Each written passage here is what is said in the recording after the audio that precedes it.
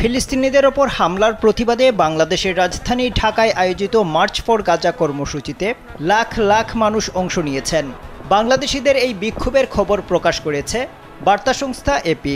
তাদের বরাতে খবরটি পুনরায় প্রকাশ করেছে ইসরায়েলি প্রভাবশালী সংবাদ মাধ্যম টাইমস অব ইসরায়েল। সেখানে নেতানিয়াহুর ছবিতে পেটানোর বিষয়টি মূল শিরোনামে উল্লেখ করা হয়েছে।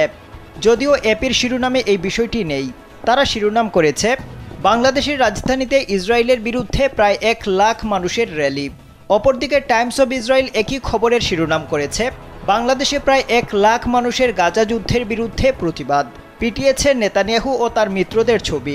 এই প্রতিবেদনে আরও লেখা হয়েছে বাংলাদেশের রাজধানীতে হাজার হাজার বিক্ষোভকারী গাজায় হামলার নিন্দা জানাতে র্যালি করেছেন।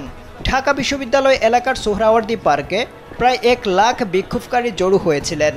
তাদের সঙ্গে ছিল কয়েকশো ফিলিস্তিনি পতাকা। সেখানে তারা ফ্রি ফ্রি ফিলিস্তিনের মতো স্লোগান দিয়েছেন। প্রতিবেদনে আরও বলা হয়েছে বিক্ষোভকারীদের অনেকেই মার্কিন প্রেসিডেন্ট ডোনাল্ড ট্রাম্প, প্রধানমন্ত্রী বেনিয়ামিন নেতানিয়াহু সহ অনেকের ছবি পিটিয়েছেন। র্যালিতে তারা প্রতীকী কফিন এবং হতাহত মানুষের প্রতীকী পুত্তলি নিয়ে এসেছিলেন। প্রতিবেদনের শেষের দিকে বাংলাদেশ 17 কোটি মানুষের একটি মুসলিম প্রধান দেশ, ইসরায়েলের সঙ্গে তাদের কোনো কূটনৈতিক সম্পর্ক নেই এবং তারা অফিসিয়ালি একটি স্বাধীন ফিলিস্তিন রাষ্ট্রকে সমর্থন করে, এই বিষয়টিও উল্লেখ করেছে টাইমস অব ইসরায়েল।